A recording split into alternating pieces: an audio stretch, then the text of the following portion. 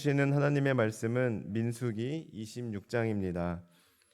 민수기 26장의 말씀을 드라마 바이블 어플을 통해 듣고 함께 은혜 나누겠습니다. 제 26장.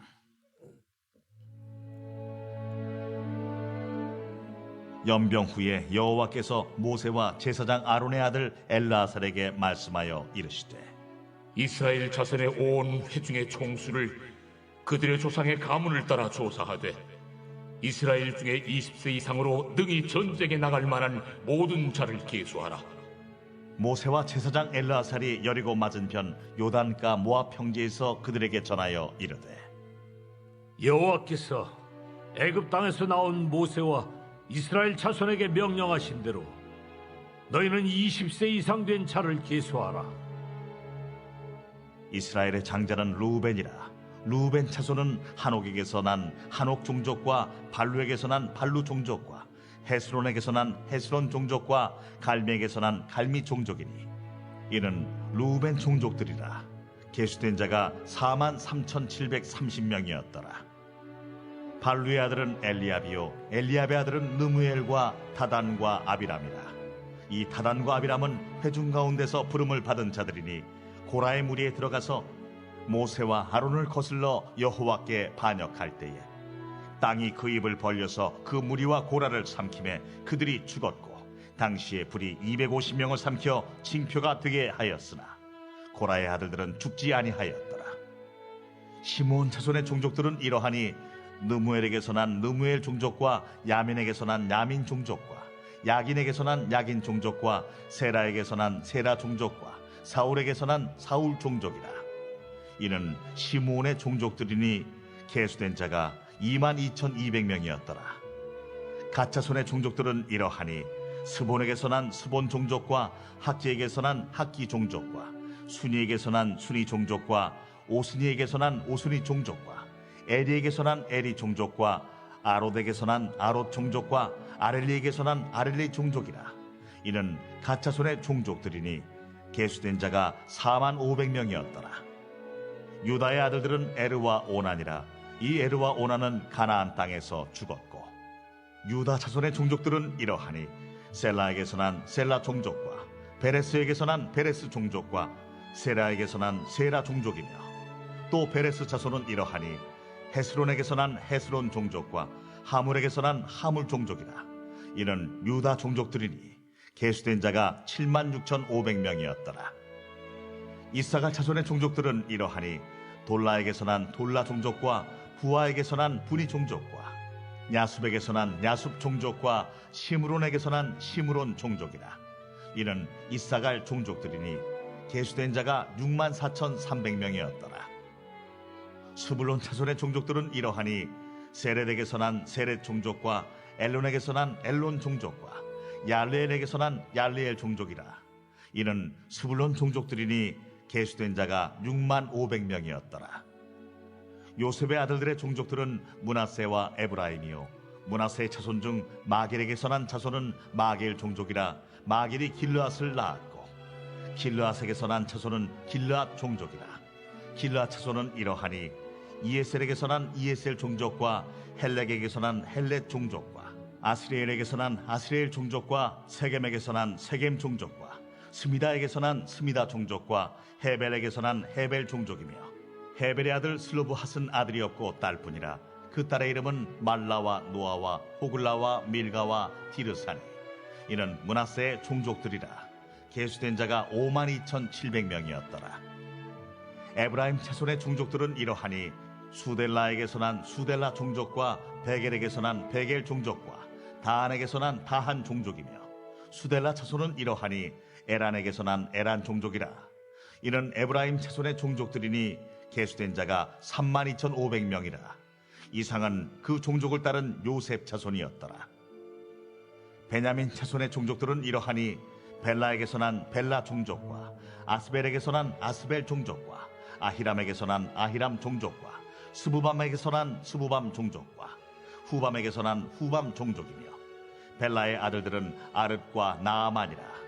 아릇에게서 아릇 종족과 나아만에게서 나아만 종족이 났으니 이는 그들의 종족을 따른 베냐민 자손이라. 계수된 자가 45,600명이었더라. 단 자손의 종족들은 이러하니라. 수함에게서 수함 종족이 났으니 이는 그들의 종족을 따른 단 종족들이라. 수함 모든 종족에 계수된 자가 64,400명이었더라. 아셀 자손의 종족들은 이러하니 임나에게서 난 임나 종족과 이스위에게서 난 이스위 종족과 브리아에게서 난 브리아 종족이며 브리아의 자손 중 헤벨에게서 난 헤벨 종족과 말기엘에게서 난 말기엘 종족이며 아셀의 딸의 이름은 세라라. 이는 아셀 자손의 종족들이니 계수된 자가 53,400명이었더라. 납달리 자손은 그들의 종족대로 이러하니 야셀에게서 난 야셀 종족과 구니에게서 난 구니 종족과 예셀에게서 난 예셀 종족과 실렘에게서 난 실렘 종족이라. 이는 그들의 종족을 따른 납달리 종족들이니 계수된 자가 45,400명이었더라. 이스라엘 자손에 계수된 자가 60만 1,730명이었더라. 여호와께서 모세에게 말씀하여 이르시되 이 명수대로 땅을 나눠주어 기업을 삼게 하라. 수가 많은 자에게는 기업을 많이 줄 것이요 수가 적은 자에게는 기업을 적게 줄 것이니 그들이 계수된 수대로 각기 기업을 주되 오직 그 땅을 제비 뽑아 나누어 그들의 조상 지파의 이름을 따라 얻게 할지니라. 그 다소를 막론하고 그들의 기업을 제비 뽑아 나눌지니라. 레위인으로 계수된 자들의 종족들은 이러하니 게르손에게서 난 게르손 종족과 고핫에게서 난 고핫 종족과 무라리에게서 난 무라리 종족이며 레위 종족들은 이러하니 림니 종족과 헤브론 종족과 말리 종족과 무시 종족과 고라 종족이라. 고핫은 아므람을 낳았으며 아므람의 처의 이름은 요게벳이니 레위의 딸이요 애굽에서 레위에게서 난 자라. 그가 아므람에게서 아론과 모세와 그의 누이 미리암을 낳았고 아론에게서는 나답과 아비후와 엘르아살과 이다말이 낳았더니 나답과 아비후는 다른 불을 여호와 앞에 들이다가 죽었더라. 1개월 이상으로 계수된 레위인의 모든 남자는 23,000명이었더라. 그들은 이스라엘 자손 중 계수에 들지 아니하였으니 이는 이스라엘 자손 중에서 그들에게 준 기업이 없음이었더라. 이는 모세와 제사장 엘르아살이 계수한 자라. 그들이 여리고 맞은편 요단과 모압 평지에서 이스라엘 자손을 계수한 중에는 모세와 제사장 아론이 시내 광야에서 계수한 이스라엘 자손은 한 사람도 들지 못하였으니 이는 여호와께서 그들에게 대하여 말씀하시기를 그들이 반드시 광야에서 죽으리라 하셨습니다. 이러므로 여분네의 아들 갈렙과 눈의 아들 여호수아 외에는 한 사람도 남지 아니하였더라. 아멘. 오늘 함께 들으신 말씀은 모압 평지에서 실시된 두 번째 인구 조사에 관한 내용으로 이 인구 조사의 대상은 한 세대가 지나가고 새로운 세대의 이스라엘로 약속의 땅에 들어갈 백성들에 관한 인구 조사입니다. 간략하게 구분하면 1절부터 4절까지는 인구수를 조사하라는 하나님의 명령이 기록되어 있고 5절부터 51절까지는 그 명령을 실행에 옮기는 인구 조사에 관한 내용이며 52절부터 56절까지는 약속의 땅인 가나안 땅을 어떻게 나눌 것인지에 대해 말씀하고 있습니다. 다음으로 57절부터 62절까지는 레위 지파의 인구 조사에 대한 기록이며 마지막 63절부터 65절까지는 하나님의 말씀대로 1세대 중에서는 여호수아와 갈렙 외에 살아있는 사람이 없음을 말씀하고 있습니다. 아시다시피 민수기에는 두 번에 걸친 인구조사가 나옵니다. 1장에서는 첫 번째 인구조사가 실시되었고 지금이 두 번째 인구조사인데요. 이 두 인구조사를 간략하게 비교해 보면 먼저 첫 번째 인구조사는 시내산에서 인구조사를 했었고 두 번째 인구조사는 모압 평지에서 실시되고 있습니다. 그리고 첫 번째 인구조사가 오직 싸움터에 나갈 만한 군인의 수를 확인하는 조사였다면 두 번째 인구조사는 군인의 수와 더불어 가나안 땅을 차지하고 관할할 지파의 규모를 파악하는 조사입니다. 한마디로 1장에서는 전쟁과 군인에 관한 조사였다면 2차 인구조사의 주된 목적은 땅 분배를 위한 조치라고 할 수 있습니다.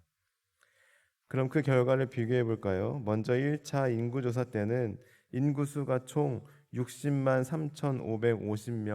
3,550명이었습니다.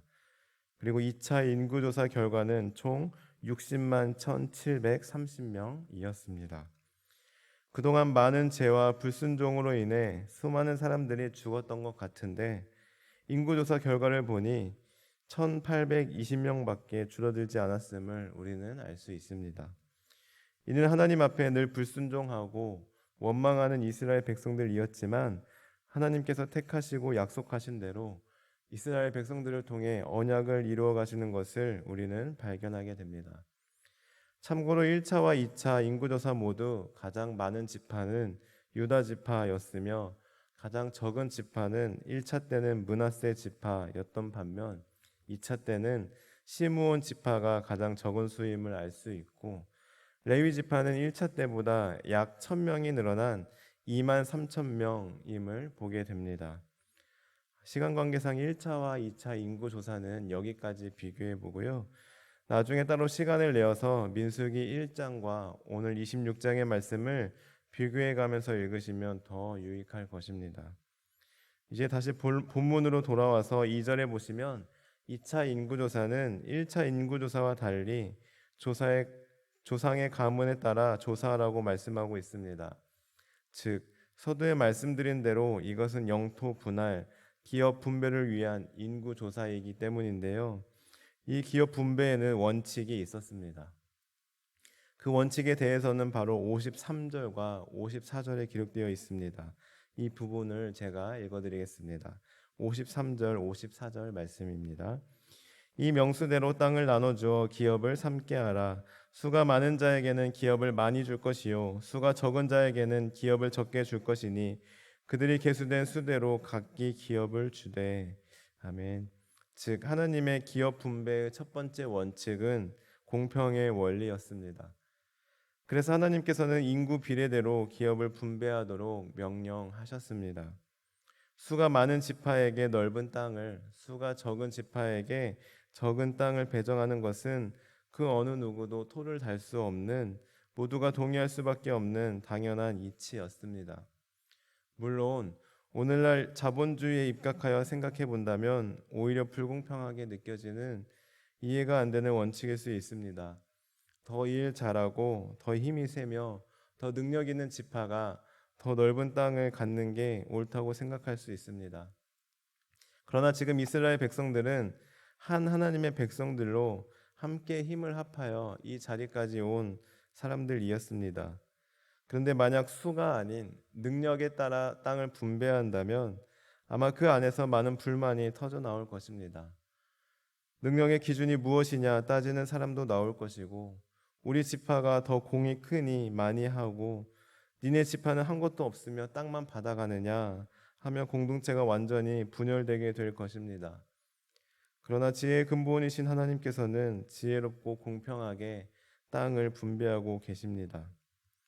두 번째로 하나님의 기업 분배의 원칙은 하나님의 주권이었습니다. 55절의 말씀입니다. 오직 그 땅을 제비 뽑아 나누어 그들의 조상 지파의 이름을 따라 얻게 할지니라.